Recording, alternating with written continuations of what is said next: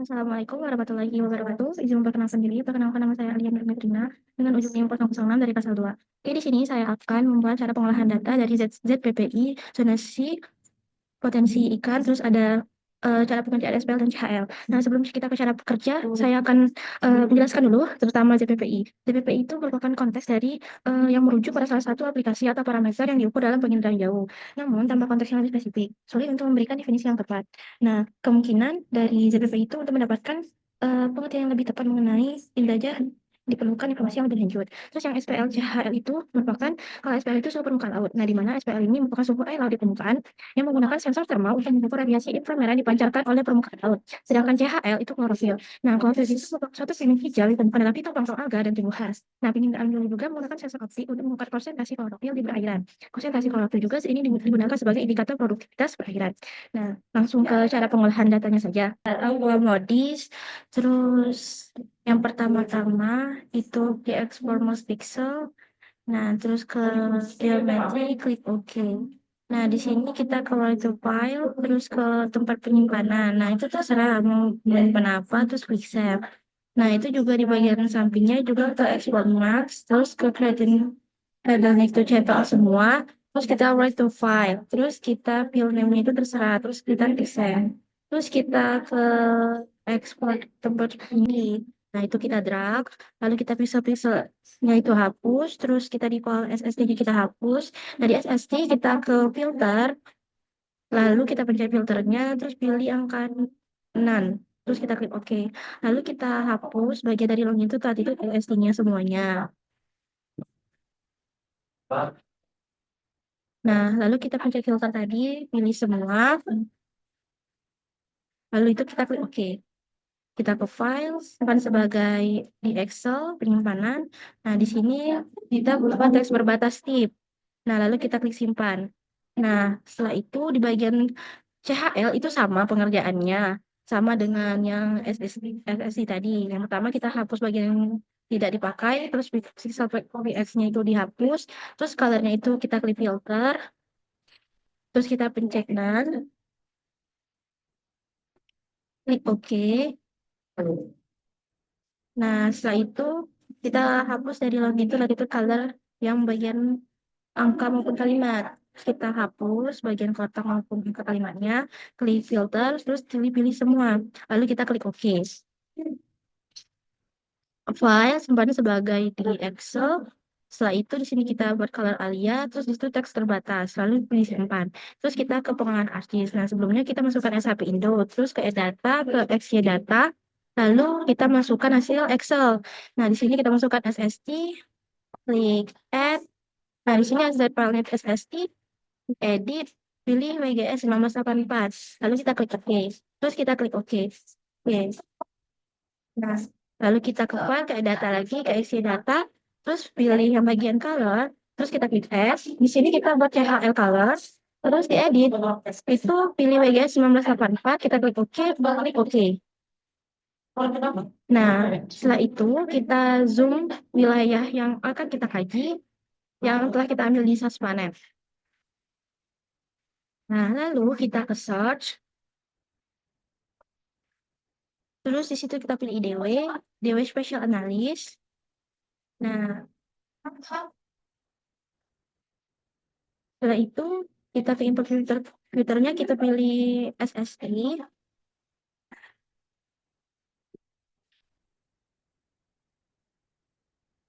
Nah, filenya itu SSD.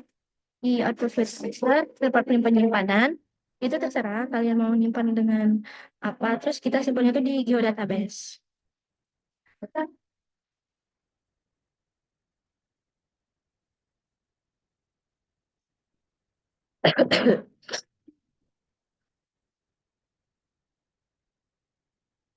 Nah, itu kita klik save.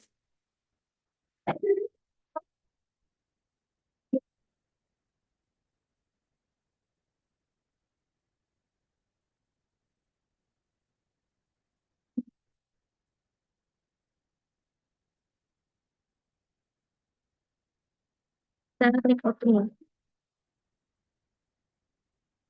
Lalu kita tunggu hasil IDW yang SSD-nya. Lalu kita ntar lanjut di color SSD. Terus kita lanjut ke color di IDW-nya. Terus kita pilih SSD-nya, ke klik properties. Di simbologi, kita pilih yang bagian warna merah ke hijau. Terus yang merah itu kita klik kanan, klik pilih color. Nah, maka hasilnya seperti ini. Setelah itu kita klik OK. Nah, lalu kita ke search ke IDW Special Analyst. Masukkan ke bagian input filternya itu color, desert value-nya itu color, terus di output rasternya kita pilih tempat penyimpanan. Penyimpanan itu kita buat di biodatabase. Nah, di bagian name kita buat CHL, ke klik save, terus kita klik OK. Maka kita tunggu hasil IDW-nya. Nah, lalu kita klik kanan pada bagian CHL di bagian properties. Nah, di classification symbolic itu kita ke symbol rate, terus kita klik color, terus kita klik OK. Nah, maka hasilnya akan seperti ini pada bagian CHL ini, dan SSD-nya bakal seperti ini. Ini SSD, dan ini CHL. Nah, ini merupakan pengolahan data dari CHL. Nah, di sini kita ke Erase, terus masukkan ke bagian wilayah. Di Erase filter itu kita klik tabu, foto filter klasifikasi tempat penyimpanan, di Erase, klik wilayah, klik save, lalu klik OK. Kita tunggu hasil Erase-nya. Nah, lalu ke ini. Nah, itu kita pilih switch. Kita ke bagian geostaging, analisis to interpolation, klik IDW. Terus di sini kita masukkan filternya itu bagian SST. Di sini Z value-nya kita SST. Di output di bagian environments, di processing extend. Di extendnya itu kita pilih SEM as layer rasa wilayah. Terus di bagian raster analisisnya kita pilih yang bagian maksimum. Terus di sini kita buat rasa wilayah di max. Salsa itu minimum of inputs. Nah, di sini kita klik OK. Setelah itu bagian tempat penyimpanan output rasternya, di sini kita buat IDW SSD. Nah, terus kita klik save, terus kita klik OK. Terus kita tunggu hasil IDW-nya.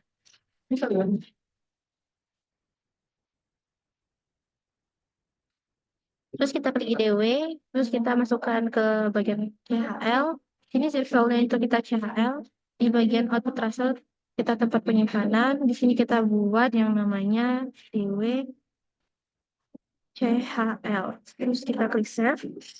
Di bagian ini kita implement, terus processing extend. Di extendnya itu kita pilih yang namanya CMS layer era wilayah. Di raster analisis kita pilih yang minimum of inputs.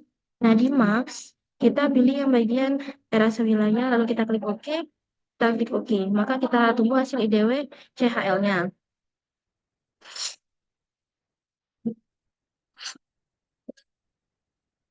Lalu kita ke surface, terus kita pilih yang bagian kontur. Di input di bagian input rasternya kita pilih CHL.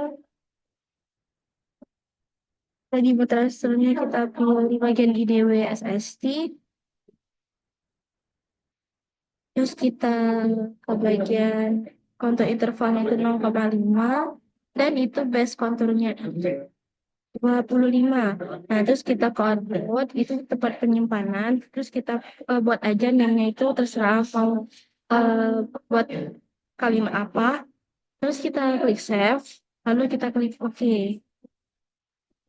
Nah, kita tunggu hasil konturnya. Terus kita pilih kontur lagi ke surface. Di bagian input raster, kita pilih yang pilih CHL. Di output itu kita tempat penyimpanan. Terus kita buat tempat penyimpanan di geodatabase. Klik save. Lalu di bagian base contour itu 0,5. Oh, maaf, ini di bagian 0,5-nya itu di kontur interval. Nah, di bagian base konturnya itu 0,2. Nah, lalu kita klik OK, tunggu hasil konturnya.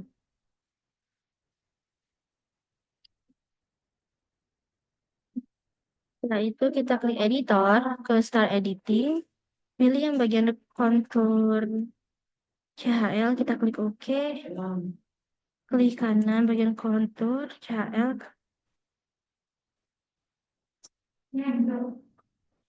klik kanan bagian kontur SST, lalu open attribute table, sini kita ke table, ke Selected by attribute, kita pilih kontur,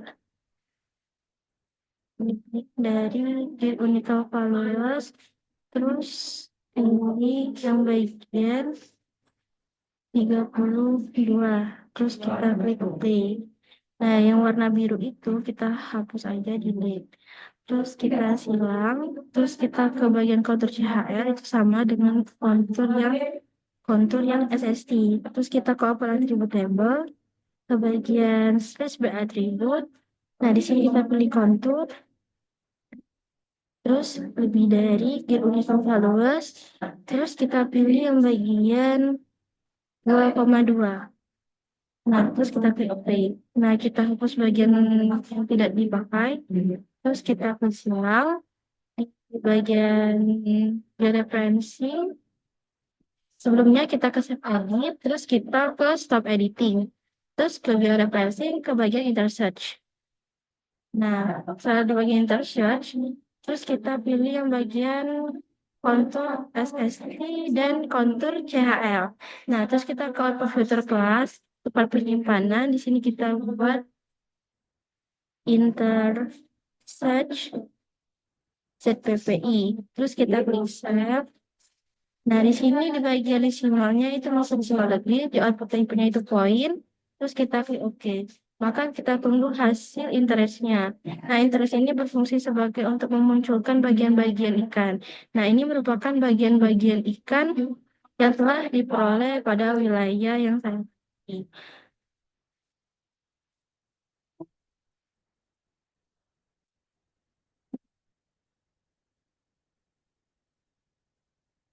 Dan pada kesimpulan pada pengolahan data ZPPI dan SPL-CHL itu mungkin data SPL dan CHL itu merupakan suatu parameter yang penting yang dapat diukur dengan penginderaan jauh SG. Nah, data ini juga akan memberikan informasi berharga tentang kondisi produktivitas pada perairan.